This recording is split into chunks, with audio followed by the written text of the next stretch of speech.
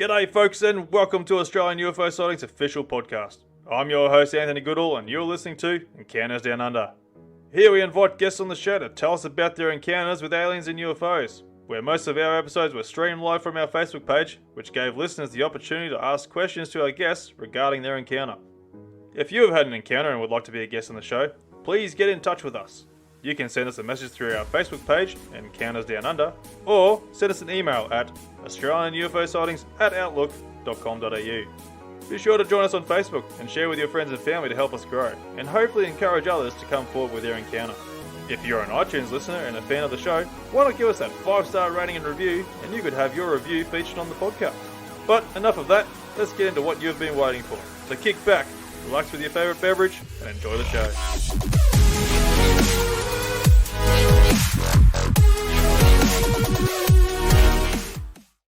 G'day folks and welcome to our final episode of the season and the last episode to see us out for the end of year 2022.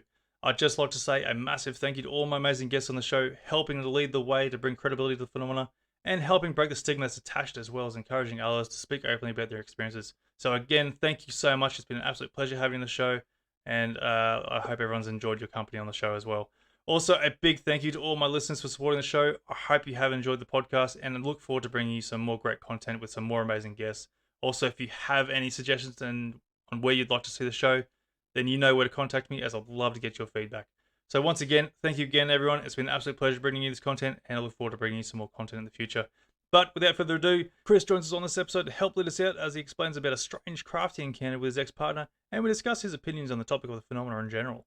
So please welcome to the show, Chris. Welcome to the show there, Chris. Hey, g'day, Anthony. Mate, great having you on tonight, mate. It's fantastic having you on. So you had this really bizarre sort of experience there you had with a partner at the time. You know, do you want to sort of run us through this experience of yours? Yeah, absolutely, mate. This all happened back in my early 20s, I think about, I'm going to say 22 years ago from figures I've just thrown around in my head. We live in the Newcastle area on Lake Macquarie. Beautiful spot, beautiful part of the world. So the night of the event, or the evening of the event, we were just cruising around. We both lived with our parents at the time, so it was just pick up the girlfriend and cruise from spot to spot. And one of our favourite haunts was Coal Point Boat Ramp. Beautiful spot on the water, lots of headlands out at Lake Macquarie to drive through and have a look around. So we're just chilling out at Coal Point Boat Ramp, which is sort of a cul-de-sac little setup, looking out at the water. So we pulled right down in the cul-de-sac. We got bird's eye view, and we're just sitting in the car shooting the breeze. Just somewhere through the conversation, Kate said to me, "Oh, hey, look, a UFO up in the sky," and sort of pointed off to would have been my right shoulder sort of thing. So I ducked my head and had a look, and it was pretty, she wasn't being too excited or anything like that. It wasn't like, "Oh, look." So, I've had a look over and just noticed, and it was early evening by then, so it was light still. And I've just noted this tiny little bright, looked like a star at the time, or maybe an aeroplane, like way, way off in the distance, sort of going behind some clouds. And the more I looked at it, the more, and I actually said to her, "Hey, look, I think you're onto something here." And the way it was moving, which wasn't going in one general direction, it was sort of doing a circle, but dancing around, you know what I mean? Like doing the zigzaggy circle sort of thing, which made me really pay attention to it. It's gone off behind some clouds and sort of come back out and shown itself again, and then sort of just went, and it was gone. But with, we're scouring the sky. The clouds were really, really patchy, so it was pretty clear sky that day. And then over sort of another suburb around where we live, which was clearly visible by lake, is Wangi Point. So over the headland at Wangi Point, we've spotted this little star, you know what I mean, because it's still early evening, very, very clear to see. There's no stars in the sky other than this tiny little bright pinprick sort of light. Distance wise, mate, the best I can explain it is it was like it was an airline aeroplane, like it was that far away. It was crazy far away. So, but I described it as over the headland of Wangi because that's the sort of land it was over.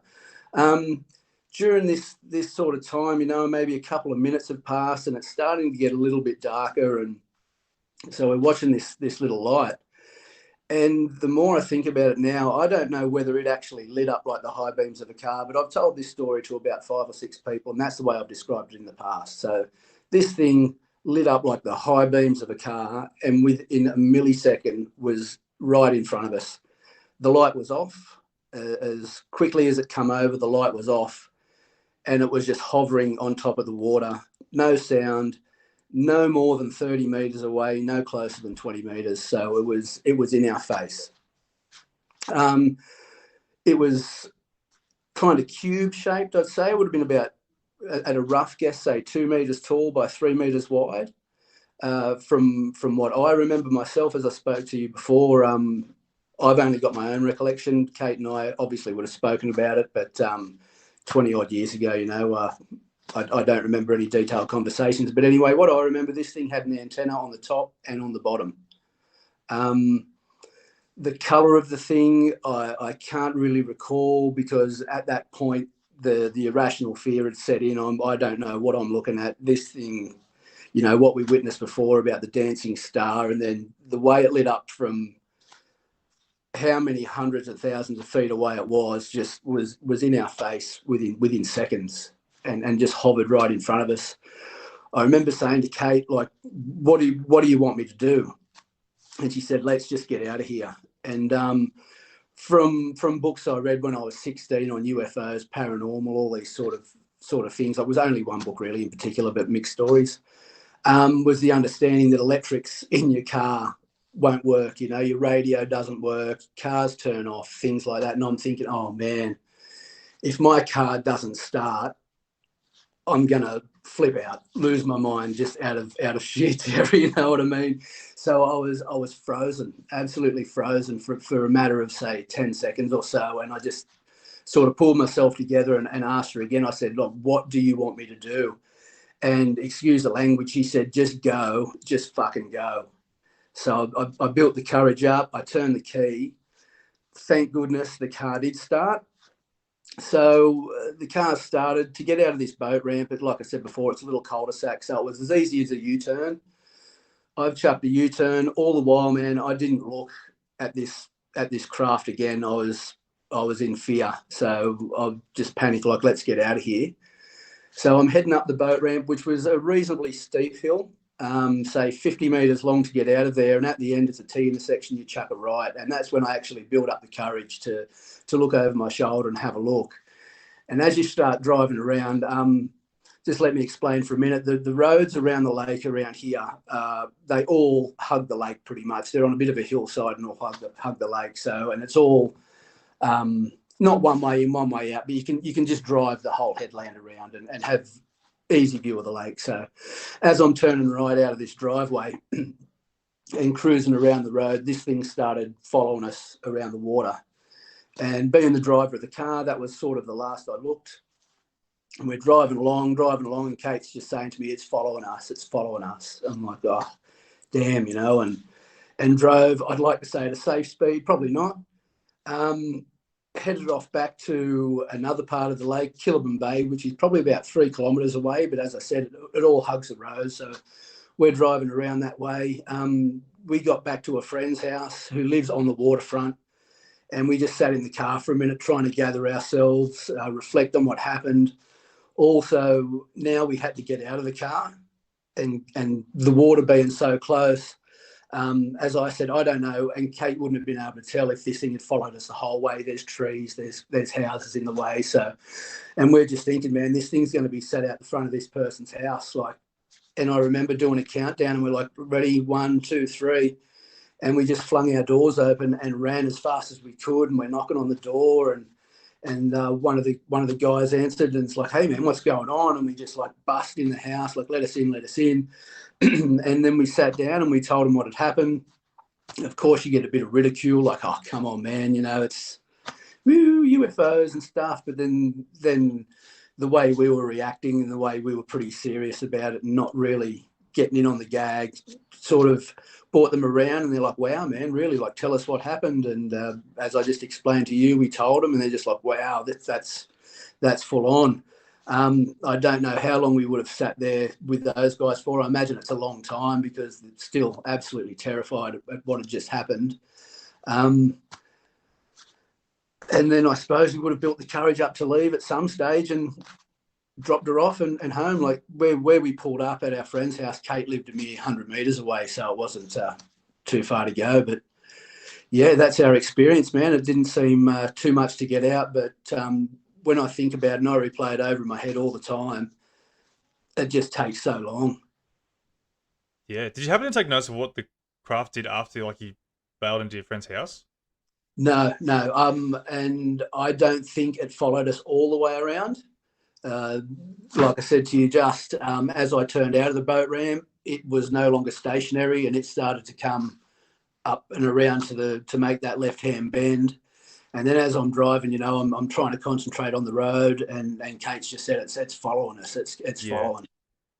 Yeah, so I So wasn't yeah, sure if it was still following you to your house or some of the friend's house there, or not all the way, basically. So at some point you must have sort of just lost it somewhere, yeah, or yeah. it's Not sure. diverted. It might have lost us, and I can't tell you, Anthony. No. Yeah, no, that's fair enough. No, that's fine. So, like, how did your friends sort of react to this? Like, obviously the whole gag and gig and sort of stuff like that at the start there. But like, did they sort of come around thinking like were they sort of skeptical on the whole topic in general, or did you sort of like bring them around a little bit? I think by the end of the conversation, man, the way we were reacting, it wasn't something we'd made up. Um, they were like friends of ours through Kate that I'd known, and Kate had grown up with these guys and knew her very well, and held her in respect, I suppose. And by the end of the conversation, I'm pretty sure they believed everything we said. Yeah, but obviously they weren't like people have a sort of a belief beforehand, like Not that they I know of, yeah. man. No, not that I know of.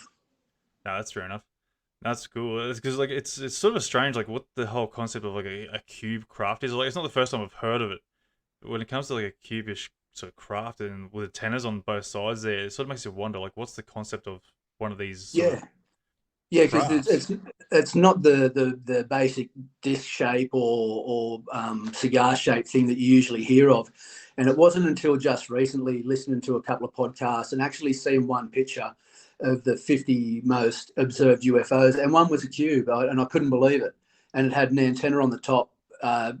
It might have had on the bottom, but the way the thing was set on the page, I couldn't see. But also with the tic tac thing that's been going on lately, some of their craft observed have been a cube inside a transparent sphere. So it's, over the years, this happened, like I said, 22 years ago. You sort of guess yourself and go, I've never heard of a cube shaped UFO before, but now I have a couple of times. So Yeah, so it's not your classic common sort of perception of what you'd think a UFO would be, and that's what sort of throws the perception out of what you're actually looking at. Because like for one, you don't even know what you're looking at to begin with, yeah, and you sort of start questioning, well, what the hell is that? Because it's not usually something you see every day.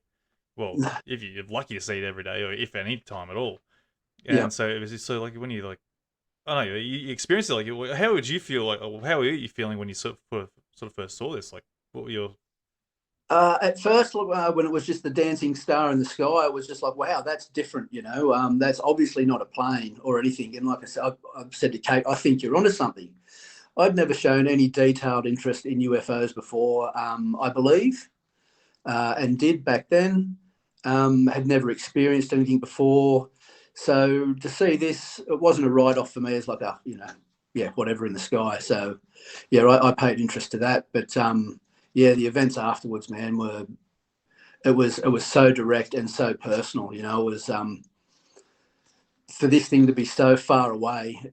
I don't know if anyone else saw it that night, and I imagine it hard to believe that no one else seen what we seen. It, like the houses along the waterfront are many and close. Like someone would have had to have seen this big bright light. And like I said before, I describe it as a car's headlights turning on full bright. But the more I think about it and have over the last few weeks, was it always that bright? And it was because of the fact that it come at us at such a speed and got that close to us that it was always that bright, and it just come across as if it lit up and shot across, because the distance it was away from us, man, was, like I said, an airliner in the sky off in the far, far distance to between 20 and 30 metres in front of us, with non-obstructed views. There's nothing. It's hovering on the lake above the water, absolutely motionless, absolutely soundless.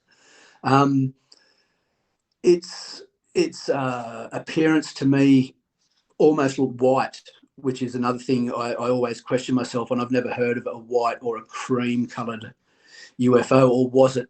Because at that stage, it was almost dark.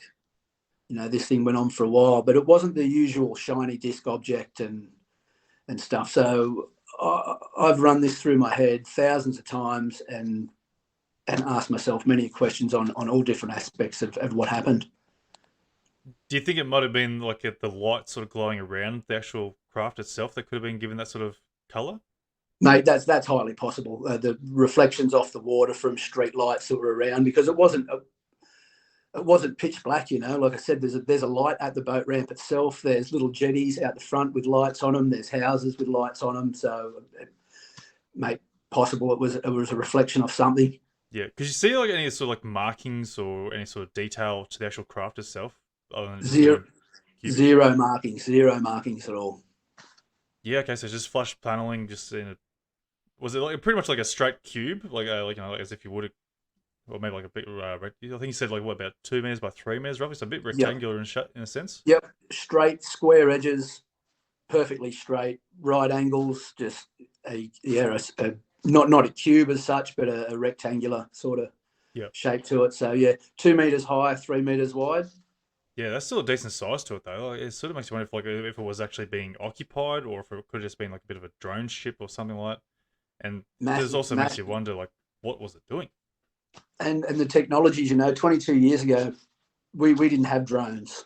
Not that I know of. Yeah, We don't live in a high military area. Like, there's Williamtown RAF base, probably as a crow flies 50 to 60 k's away from us. But used to see jets fly over, and you'd hear them coming. But this thing, the speed it come over and was silent and just hovering, man.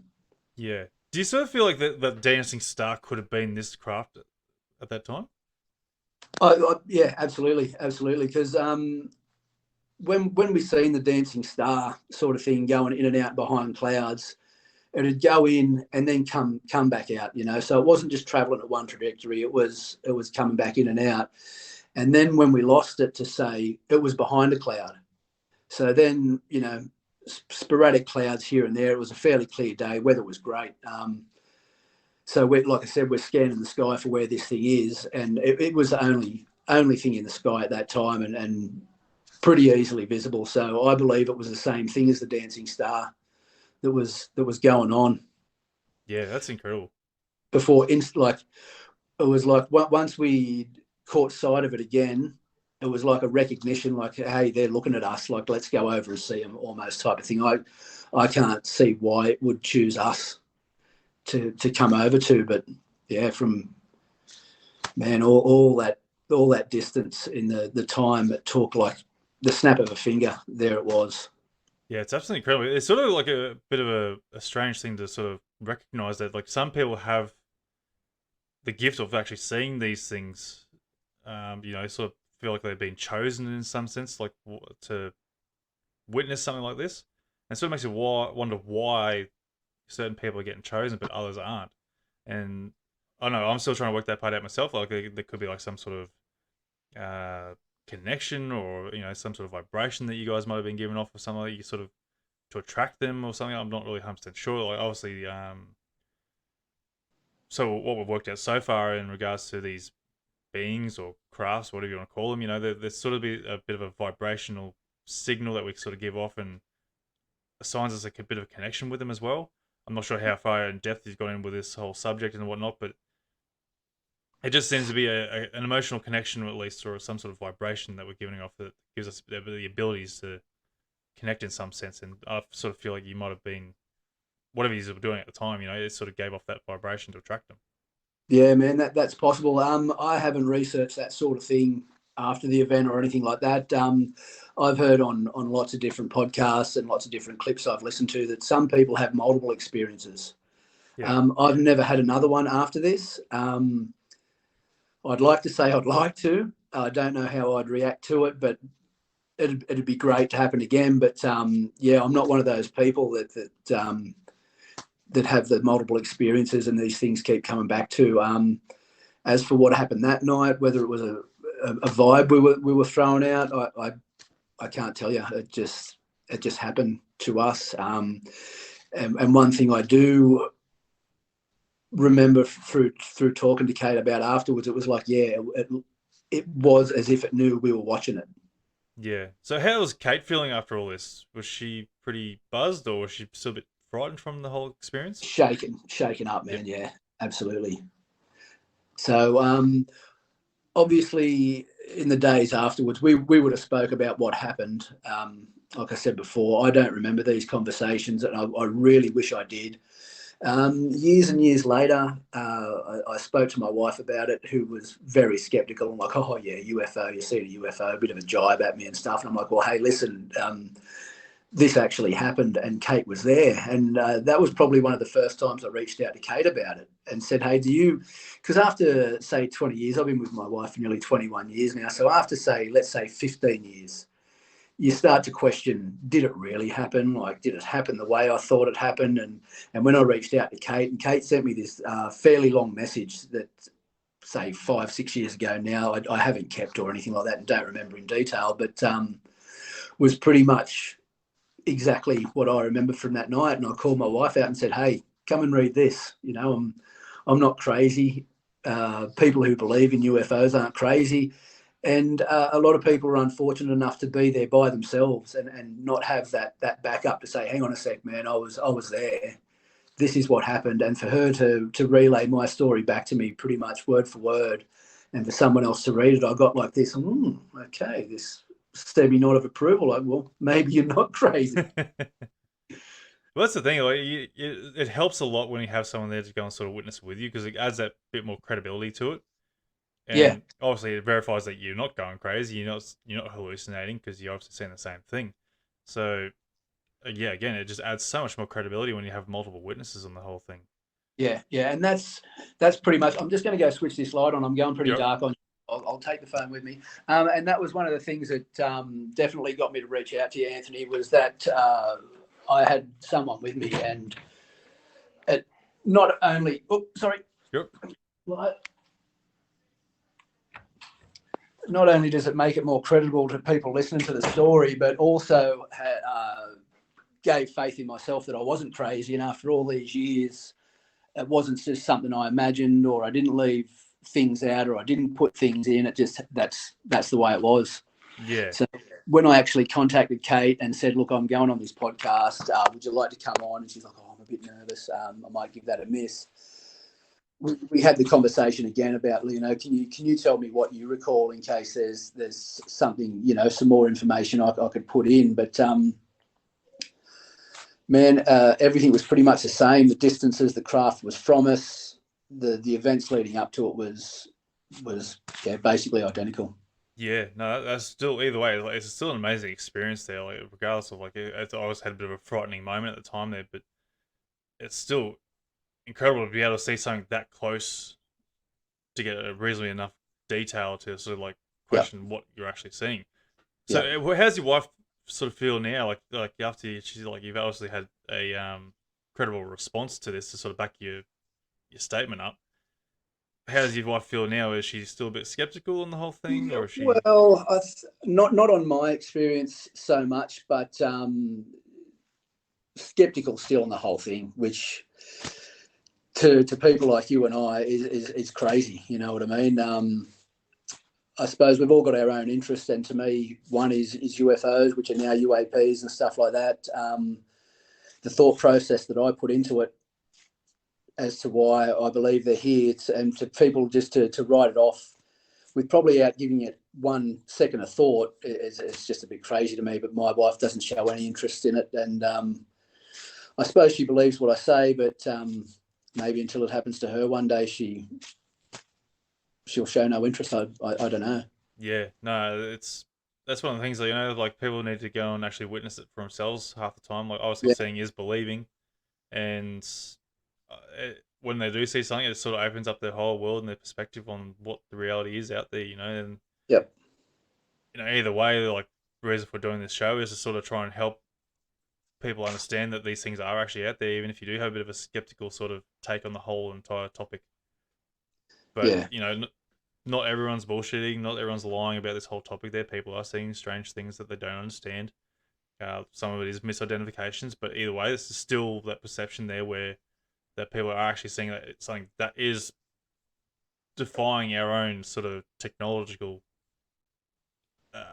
capabilities. There's things that we just don't understand that exists. And that's what we're trying to Yeah. find out. And Yep. something like in your case there, which you've witnessed there, is that defies what we understand. And I suppose that's where the irrational fear come from. Was I just didn't understand what was going on. I kind of knew when, like Kate said, there's a UFO. Well, that's what I thought it was.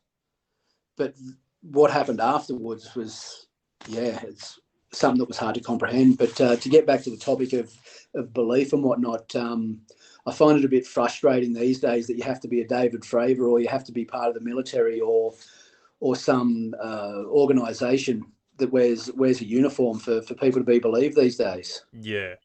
I understand that it is a little bit frustrating too, but it also adds that bit more credibility, a bit more seriousness to it, because obviously Oh, we 100%. hold them at a bit of a higher regard in that sense. Because well, who else do we sort of look up to in a sense? Military personnel and people of government. With the rulers of the world basically, and so we look to them to sort of like tell us, is this false, or like what are we being told here, or what are people seeing?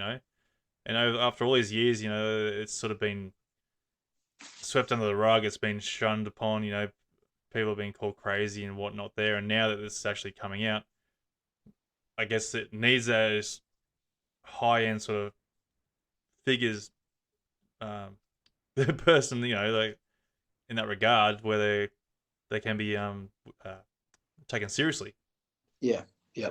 So we don't have much in the way of mainstream media over here. What got me really back into it not too long ago was what's his name now? Coulthard. Yeah, Ross Coulthard. Ross Coulthard. Yeah. So I seen his thing on Channel 7. I had a couple of mates that were interested, and we're all on social media like, oh man, you got to watch Channel 7. It's on now. This is really interesting. So I ended up buying the book and reading the book. But like the Tic Tac and the gimbal and all that, that was through Time magazine and probably well publicised on their mainstream media over there. We just don't have that over here. So worldwide, it might be getting more accepted and stuff like that. But still here in this country, like today at work, I was pretty excited that I was going to be talking to you tonight, but still with that fear of ridicule. I didn't say to any of the boys, and I really wanted to, like, oh, if you want to hear something interesting, log in tonight and listen to this. But people's attitudes towards them still over here, unless you've had an experience yourself, they just write it off. They haven't Yeah. put any thought into it and just like, oh, it's the same. Well, man, you're a weirdo. Yeah, well, unfortunately, like if they actually have a listen to what people's experiences are, like not just your own, but they'll sort of get a bit of a better idea of the reality out there. And that's like I was saying, like that's the whole idea behind this whole podcast, basically. And what I do is running the UFO sites on the Facebook there to try and explain, to people that these things are actually real.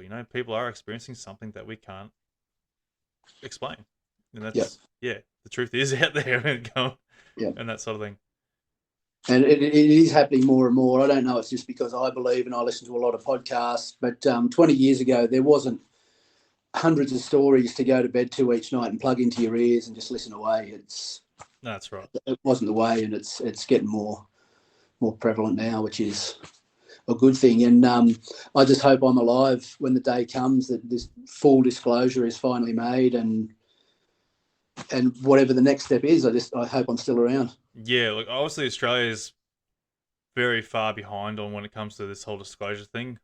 We are trying.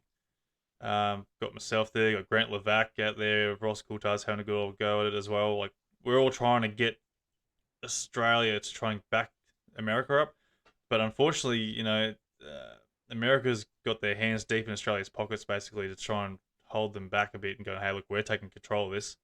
You don't say anything, and so Australia's just like going, yeah, right, whatever. It's not our problem. So even though it's still undeniable that the Americans have admitted to this whole topic, that they got things flying around their airspaces that they don't understand, which should be taken seriously worldwide, regardless of like what they don't know what it is. Why wouldn't you? That's what's crazy to me. If someone's seen something on the news or a newspaper, however they receive that information, wouldn't that just spark some interest in your mind and just go, wow, instead of just writing it off instantly and going, oh, that's batshit crazy. That's insane. Yeah, and like 'cause obviously, like, people want to claim them as like trying to treat them as a threat, but if they were a threat, we would have been done by now. You know, Absolutely. they're Yeah. well and truly in front of us. They've had Yep. multiple opportunities to sort of wipe us out if they really want to go and take over. But to go and put it into a under the genre as a threat, it's meant to try and take it on as a more serious sort of topic. Yep. So everyone, or military in particular, take it seriously and go, all right, we need to figure out what these things are so we can understand what they are, and be prepared if something was to go wrong. So I don't like the way that's being called a threat, but it's just the way it has to be sort of explained at this point, just so people Yeah. will actually acknowledge it. Yeah. No, I 100% agree with you there through listening to, I can't remember the guy's name now, the little grey goatee there, but he always refers to these things as Lil Elizondo. that's the guy, Yep. invading their airspace. And I can understand that from a military point of view, that is what's happening and they've got to control what it is. But like you're just saying then, man, it's always a threat. Yeah. I don't see it as a threat. No. Like you say, if they were threatening, shit would have happened a long time ago. Definitely. And what was I going to say then? I've lost myself now. Yeah. But oh yeah. So like I don't know how well you've been keeping up with the whole thing there, but they had drones flying around U.S. military ships and that sort of stuff, and they're trying to pass it off as maybe the Chinese or something like but in saying that, like, they've already admitted to the point that like China and Russia don't have this technology that they're aware of, but Yeah. they're still saying these drones are sort of flying around our ships. We don't know who owns them or who or what they are, but yet they don't take it as a threat. So it's like, well, why aren't you taking it as a threat? Because to me, you're a military ship. You're on the defense all the time. That's the whole point of being a military. You're ready for any action that's going to come at you. And these things are flying around your airspace there, and not unknowingly of who they are, yet they're not a threat. It's like, well, what do you know to be not calling them a threat to go and sort of retaliate? It's almost one of two things. They either know more than they are letting us know that they know, or they know nothing at all. Yeah. But from everything they've had on their radars, all the different data collection they've got from it, they know there's something there. But yeah, like I said, they know what it is, or they know nothing at all. Yeah, that's right. I find it hard to believe they know nothing at all. Yeah, they've played dumb very well, but they've also done it very stupidly at the same time. They've given off hints over the years that they're still looking into like UFOs and stuff, but then they backtrack quickly and go, "Oh no, we're sorry, we're not doing anything like that." But in today's sort of world, it's a bit harder to get away with these days. Like they're trying to backtrack a little bit now. I feel because like they were starting to come out with the whole, or they admitted to the whole UAP thing there. But now that it's been trying to, well, they brought out into the I'm trying to think now was the I have it in my head there. I can't do it now. Words don't want to come to my head. Congress, they admitted to the release of the UAPs and stuff like that, and Congress has asked for a UFO report, but yet still we haven't received anything on regards to the UFO report. Yep. So it's like they're trying to hold off as long as they can, so people either try and forget about it and go, look, we don't. Yeah. And people lose interest. Yep. But also they're not going to give out any more videos or details because it's under national security, for themselves, which is sad because like we were hoping to get some more detailed information, sort of similar like the Tic Tac footage there or the Go Fast, the gimbal. At least that's what I was hoping for, and I'm sure everyone else is sort of hoping for a bit more footage or pictures or imagery or something like something that's a bit more compelling to what they've shared. Because to me, I'm not satisfied with what they've shared to begin with. No. Those black and white images are like as exciting as it was back when they were released. That's like it's washed over now. It got really exciting there for a while, and now it's just plateaued off a little bit. But there's is it Jeremy Corbell or Corbell, yep. Or whatever. Yeah, I've heard a lot of his podcasts and stuff, and he says he's got some footage that'll just absolutely blow your mind. But for whatever legal reasons it is, he can't release them. It's like, oh, dude, that's painstaking. You know what I mean? Just get it out there so we can see and release that info. Yeah, it's sort of sad. Like he's under a bloody jurisdiction there for legal rights and all sort of stuff and whatnot. But it's got to get to that point there where you go like, bugger it, click, send, everyone. It's got to get to that. It's got to get to that point instead of like everyone's just pissy farting around the bush to go and sort of do a slow release. But everyone's like, especially in like the UFO community, is like, just hurry the fuck up and just give us what we want because we already know they're out there. You just dilly daddle in the whole thing. And I don't know how he'd prove it as such, but the sources that he's got these videos and still photos and that from are super credible sources. So, man, throw it out there. Your name will go down in history. Just do it for us. That's right. Or just go, oh, whoops, I didn't mean to do that. It was an accident. Sorry, guys. I can't delete it now. Oh, damn. Too late. Yeah, like I said, man, I just hope I'm around when it happens. Yeah, same. I'm hoping it's going to come around in our lifetime at least. Because honestly, I would have thought like by now, like we should at least be having like a bit of a Star Wars saga going on. We're going between planets here and there and traveling around the universe in little ships and stuff and enjoying what's out there to go. Yeah.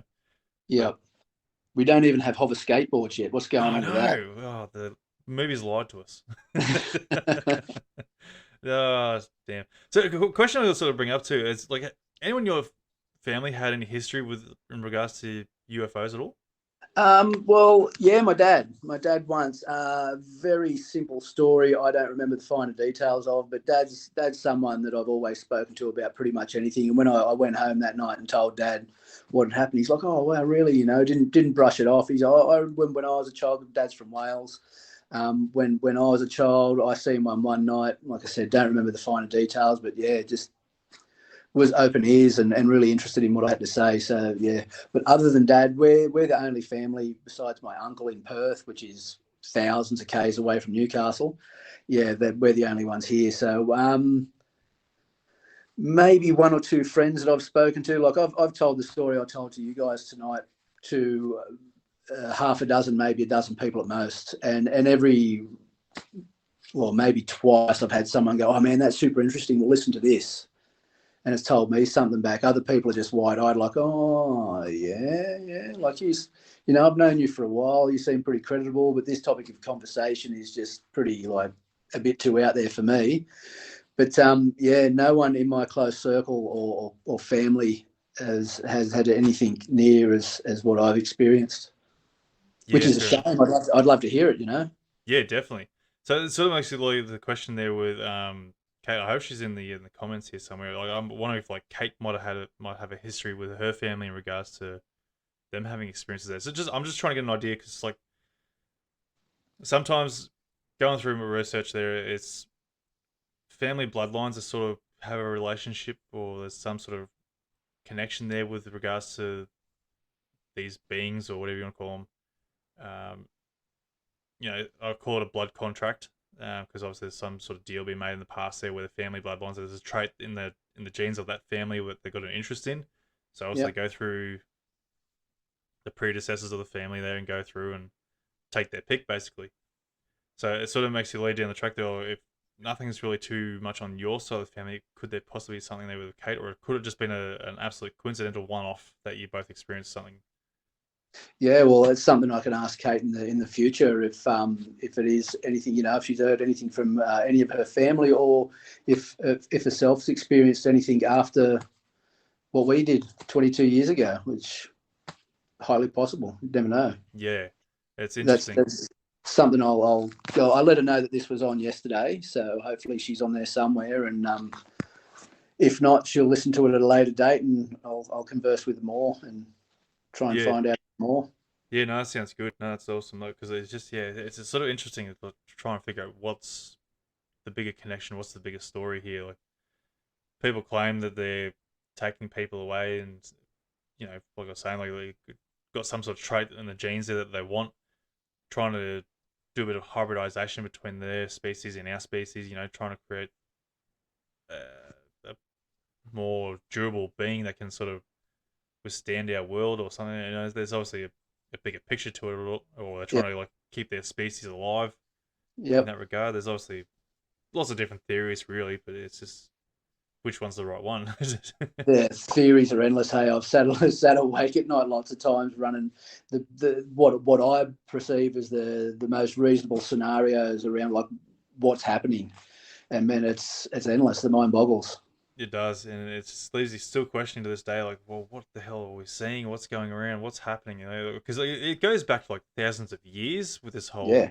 thing. Like you see it in the pictures of the hieroglyphs and other paintings from other races around the world, other countries, and that from ancient times. And it's like, well, they've obviously had some sort of influence here with humans throughout the times. It's like, Yeah. if they've been around that long, why didn't they influence us sooner? You know, sort of bring us up to their technology and sort of guide us along the way. Like, because we could be like, yeah, like I was saying, you know, we could be the whole Star Wars saga traveling through the stars right now in Oh an man, advanced human race. those technologies. I believe, and that's what I describe to my missus as my tinfoil hat that I wear sometimes, and that's all being withheld from us. It has to be. Yeah, but it's just like, why has it got to be withheld from us? Like, obviously, like, you look at religions; they've taken over the world. They were in control of the worlds basically back in the day. But even before that time, where they were sort of playing a little bit of an influence in our lives, it's like, why? Why do they choose to not interact? You know, Yeah. it's one of those questions, really. Yeah, we've got to get out of the Stone Ages, man, and progress. Yeah, because like for all you know, like if they did actually go and play a part in our lives in those ancient times, there, even though I know humans can be brutal and we don't have the right sort of vibrations or connections, you know, the peace and harmony that we should be in already. Hang on a sec. Sorry, man. You're right. Yeah, the young fella's just coming to say goodnight, I You're think. right. Ushered him off. He's gone. Yep, that's right. So you basically like, you know, now I've lost myself here. Sorry, mate. No, you're right. That's right.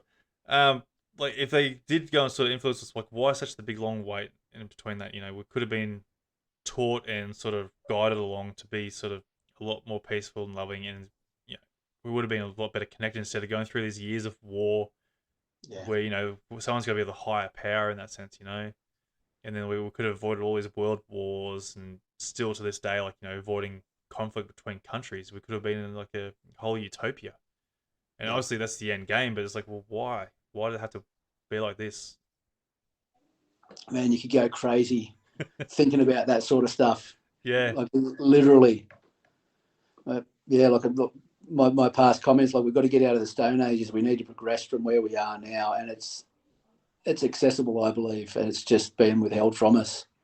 yeah, I mean, yeah, it might be a bit stereotypical, but your Nikola Tesla's and his free energy and that yeah, sort of thing. Like, not going to sound strange coming from me. I'm a coal miner, but like, why are we still using fossil fuels? Why are we not flying around in our cars now? We're still using petroleum and creating pollution, from where we should be, it's Stone Age stuff. yeah. It's crap because like you know, also a lot of inventions have been lost over the year, but all thanks to capitalism. You know, people are money hungry, and Yeah, I don't yeah. know, just where they can sort of gain money from. That's the stupid part. You know, greed has taken over the whole But world. when do we progress though? Like when that runs out, what's next? Well, that's the thing too. Like you look at like you know, like the Elon Musk and you know, you got Jeff Epstein. I think it's the Amazon guy. Yeah, they got so much money. Like, why do you need so much money to just to for what reason? It's like obviously yeah, you go okay. What Elon Musk is what he's doing with his companies there. Like he's got people working there trying to upgrade the space race, and now Jeffrey Epstein is it Jeffrey Epstein? I think that's the right guy. Anyway, he's getting into the space race now. Like obviously, space is our next whole gain for the future, but Yep. like why do we need so much money in that sense that like for one person or like one family basically just for what cause? Like obviously like the money that can be used for other things to help progress in that sense, but Yep. Yeah, it's useless to them. Like, look, you can't sit there. It's just sitting there in your account. Like, yeah, what is the point of it? I've heard, don't know whether it was someone or read it there somewhere before, but a lady with 100 cats is called crazy. A person with a full house is called a hoarder. But someone that just hoards all that amount of money is looked highly upon. yeah, it doesn't make sense, does it? Not at all. Not at all. But I suppose there's no lost myself now. 100 cats aren't going to pay the bills. In that sense, you can try and trade them off, but I'll be like, no, thank you. I'll go away. Yeah, I I'll don't put want your your damn point. cat. Absolutely. So yeah, it's strange. So look, if you that was your only pretty much your own experience, wasn't it? And Yeah, that was it. yeah, no, that's And fair enough. yeah, like it just took like 5 minutes to tell you. So, Yeah, and a lot of the experiences I've heard on your podcast are they just fleeting. They're over pretty quickly, but very long lasting on the people that experience them.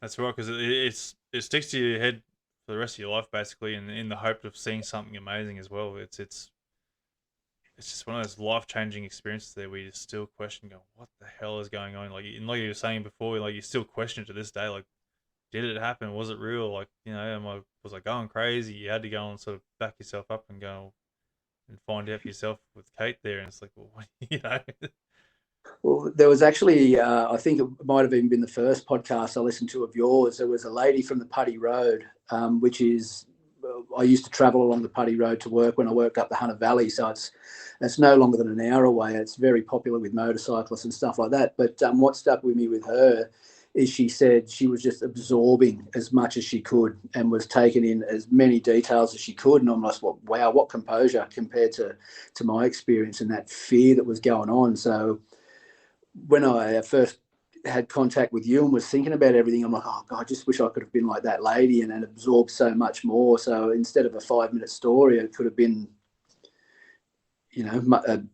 just a better encounter for me, for anyone who's listening as well. Like just not these terrified images that I have in my head. yeah. No, look, it's fine. Like a lot of people only have like a bit of a glimpse of something that sort of defies their logic. It's regardless of being 5 minutes or a story or whatnot. It's still more that you can still discuss because like, obviously like opinions on the whole matter because obviously it's something that's changed your perspective of the world, and so it's something that you sort of start looking more interested in. And that's what I was saying to you, I think, before we start the show here. Like, people have to experience something there to sort of really take the topic seriously and start getting an interest and start like studying it a little bit. Start like getting a bit more detailed information or researching into the whole thing a little bit. Yeah. And even though it's still a 5 minute story, it's still a mind blowing experience either way. And Oh, 100%, 100%. And that recent contact with Kate, just to reconfirm everything that happened all those years ago. But I could honestly say that even if I didn't have that experience, the UFO subject with everything that's come out in the last few years is something I probably would have always had an interest in. I don't believe, for me personally, that I would have had to have that experience to find this interesting and just gobsmacking, really. You yeah, watch the Coulthard special that was on Channel 7 and try and tell me you're not interested, intrigued after watching that. Like, yeah, no, he's done a good job on it, and obviously, like a lot of people then started questioning the actual whole topic. There, it's like as if it was a forgotten sort of well taboo topic, and then they like started looking at it, and, well, because it's obviously there, they might like even just flicked over by accident and just like, oh, this thing's on. Okay, yeah, right, I'll have a watch this list. And it's like, oh shit, okay, something's actually a bit more serious with these. These people over these years aren't actually crazy or on drugs. They don't belong in the loony bin. People are actually seeing these things. yeah, yeah. Especially if the media's starting to take it a lot more serious, then it's something that everyone else needs to start to taking seriously. Yeah, well, just those more credible sources, hopefully we see a lot more of them on the news and keep hearing it. Like we've discussed before, it's all sort of taken a lull now, and I haven't heard of anything for a while. I'm starting to run out of podcasts to listen to when I go to bed tonight, so I need something else to feed the fire. Yeah, well, see, look at all the documentaries that are out there. It's pretty much all the same sort of thing.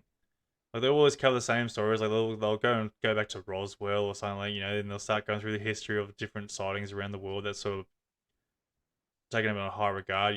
Westall always seems to get mentioned. There's maybe like Fred Valentich or someone else around the world where it's saying it might be a bit exciting for these documentaries, but when it comes to podcasts, I sort of feel like these are the people here coming on the show talking about their experience there. That you're getting first hand witness statements, and whilst there is a bit of a similarity to their experiences with everyone else, it's still a genuine different experience because it's their experience. Yeah. Their emotion is behind the whole thing. Like yourself, like you can when you're telling the story, like you can hear you're not bullshitting. I'm not trying to claim anyone's bullshitting, but Yep. you can hear a genuine experience when they're telling the story. There's a lot of credibility to what they're saying. Yeah, yeah, and that lady I mentioned before from the Putty Road, that you could hear her podcast was so enjoyable, man. And I'm not sure how long ago that was, but yeah, just the genuinity in her voice, everything she described was yeah. There was not for a second did I think, oh, he's just some yokel telling a story for a 5 minutes of fame or whatever. That was awesome. Yeah, and so that's the other thing too. Like, no one's here getting really any fame out of this. They're not getting any money. Like, I can't afford to pay people to come on the podcast. You know, everything's all volunteer. And like, okay, yeah, they might get like a bit an hour of fame for that time. But they're not getting anything after that. They're not going out and start getting like they're getting their name on the Hollywood boardwalk or anything. There's nothing of that sort of Yeah. nature. There's nothing to really gain from this except for sort of helping bring out the credibility of what is actually out there. And that's the whole idea behind this.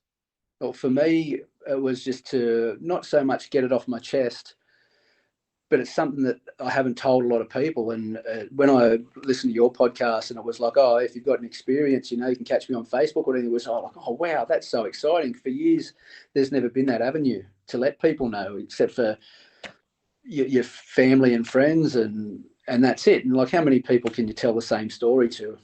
Yeah, that's it. And sort of, not seem like a bit of a weirdo, like, oh, this guy, every time you speak, don't speak to old Chris over here. He's just going to tell you that UFO story again or whatever. But now, for like-minded people, man, I hope someone's found this interesting tonight, and I haven't rambled on too much. Yeah.